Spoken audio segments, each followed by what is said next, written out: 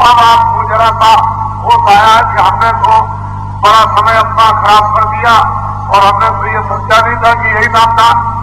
तो नामदान जो है वो सब चीजों से उसकी कोई कीमत नहीं। तो अमोलक चीज आप लीजिए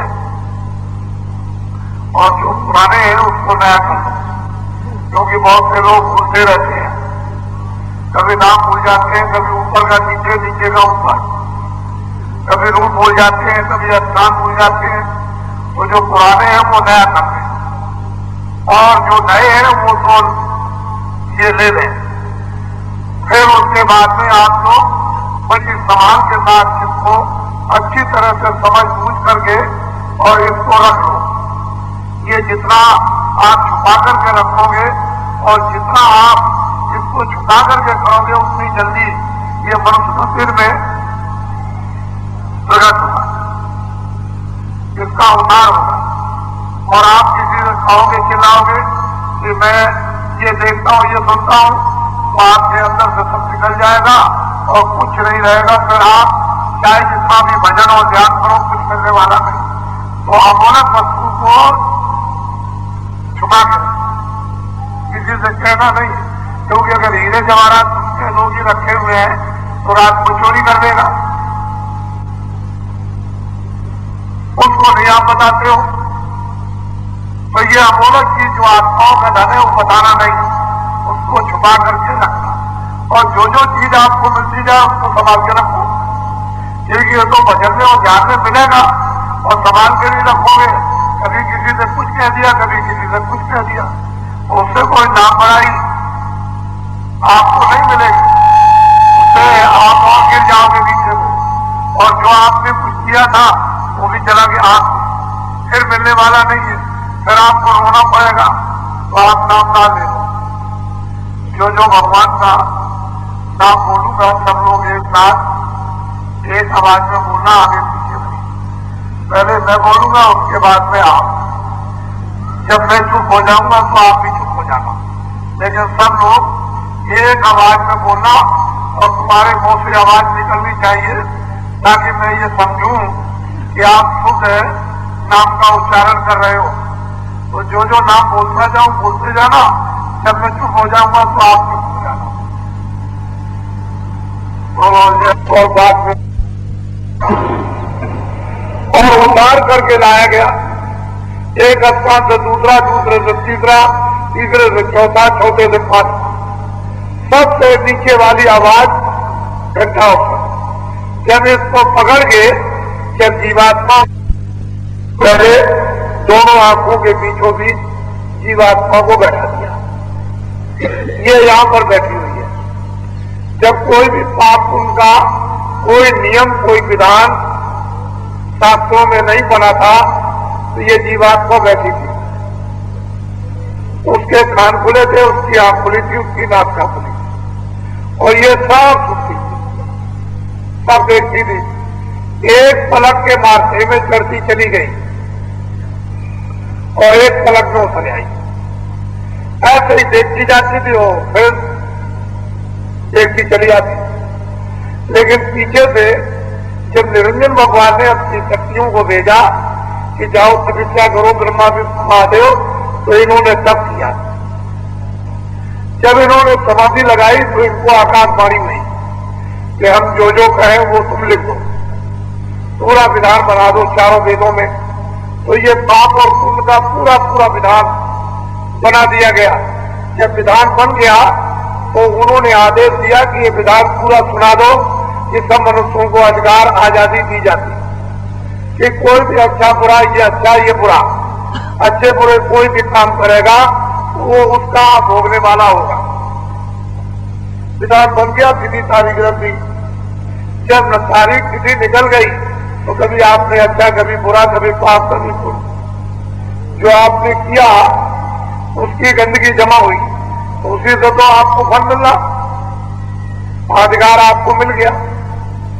जब आपको अधिकार मिल गया पाप पुण्य का और आपने पाप और पुण्य किए, तो ये गंदगी सामने आंखों के सामने जमा होने लगी। एक बहुत बड़ा आकाश है उसमें जमा हो गई पहाड़ों की तरह से, तो आंख भी बंद और कान भी बंद। तो सुनना भी बंद हो गया, देखना भी बंद। तो जीवात्मा फौरन एकदम अंधकार में गिर गई, क्योंकि आधार टूट गया।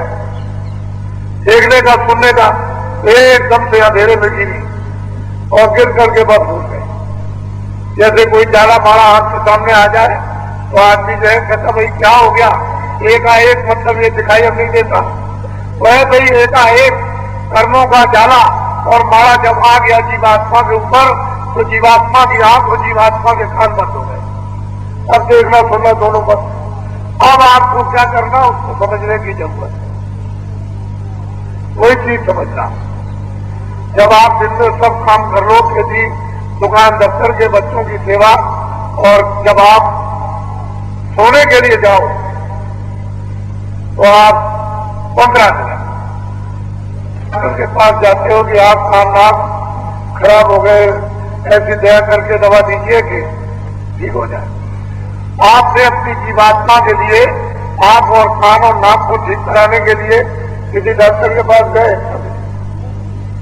तो जीवात्मा के यानी आंख और नाक और कान के डॉक्टर तो महापुरुष, शरीर के डॉक्टर इधर, तो शरीर की दवा तो लेते रहे, लेकिन जीवात्मा की दवा आपने नहीं दी। अब आपको क्या करना है कि चारपाई में जाओ, सीधे लेट जाओ, सामने आपको आकाश दिखाई देगा, तो 5 मिनट और बढ़ा देना। पूंजी को आप ये 50 मिनट में 1 घंटे के अंदर कमाकर इसको जमा करो, जो समय पर आपके काम आए। यही जीवात्मा की रक्षा करेगी, हिफाजत करेगी, नरकों से बचाएगी, जन्म से बचाएगी और मरण से बचाएगी और नरकों से बचाएगी। यही दौलत आपको बचा लेगी। और जब पूंजी कमाकर नहीं रखोगे तो कौन काम आएगा? इनमें से कोई काम नहीं आता। न बच्चे आएंगे, न पति आएगा, न पत्नी आएगी, न कोई राजपाट आएगा, न कुछ हीरे जवाहरात, न खेती आएगी, न ये कोई काम, कुछ नहीं आपके आएगा। अकेले चलो, वो तो बियाबाद रास्ता है, बड़ा खतरनाक। तलवार की धार को कहने को बड़ी तेज होती है, उससे भी तेज धार पर जाना पड़ेगा। तो बताइए कैसे चल सकोगे उस पर? तो कुछ कमाई करके रख लो जो जीवात्मा की रक्षा हो जाए, और साथ साथ उसमें कुछ और भाग आपके लिए शामिल कर दिया जाए ब्याज का, उसके साथ ब्याज और मिल जाए, वो भाग उससे देंगे आपको। तो कुछ तुम्हारी कमाई, कुछ ब्याज, वो ले लेना, तो जल्दी से माल जमा हो जाएगा। हमेशा के लिए तुम सदैव के लिए सुखी हो जाओगे, छुटकारा पा जाओगे। और भजन ध्यान सुमरन नहीं करोगे तो जीवन आपका ऐसे ही जाए, ये काम कोई आने वाला नहीं। तुम अपने अपने गांव में, घरों में देखो, कोई काम किसी तरह चिल्लाता रहता। अरे जब जवान चिल्लाते हैं, जवान के काम कोई नहीं आता, पति पत्नी के काम, बच्चों माँ बाप के काम नहीं आते, और आपके काम कौन आ जाएगा? ये भजन ही आपका साथी बनेगा। इसमें कुछ कर लो और कुछ साथ ले लो, तो जल्दी काम आपका हो जाएगा। तो ये जो आप दांत पहने हुए हैं, ये पुराने नामदानी है, इनसे ये कहना कि हमको नामदान मिल गया। बाबा जी ने हमको बैठाल करके नहीं बताया। अब यह है कि हमको 5 नाम बता दीजिए, 5 रूप बता दीजिए और 5 स्थान बता दीजिए, और हर एक ये आवाजें आप हमको लिखा दीजिए। तो जल्दी से जल्दी आप 24 घंटे के अंदर इसको याद कर दो। फिर इनसे कहो कि हमको जरा बैठाल के भजन कराओ तो भजन बताएंगे, फिर बैठाल के ध्यान बताओ तो ध्यान बताएंगे, और सुमरन आपको बता देंगे। ये तीनों चीजें अच्छी तरह से आप यहाँ अपनी पक्की भजन में, ध्यान में बैठे और सुमरन के लिए पूरा पक्का कर लीजिए। और 5 रूप, 5 स्थान और हर एक स्थान हो जाएगा, उसे तो कोई फायदा मिलने वाला नहीं। तो ये गलती मत करना कभी भी, क्योंकि इसीलिए आपको समझाया जाता है कि आपने जो अभी तक गलती की आप मत करो, आप कुछ समझ जाओ, और जो चीज गोपनीय दी जाए उसको छुपाकर रख लो और उससे आप लाभ उठाओ।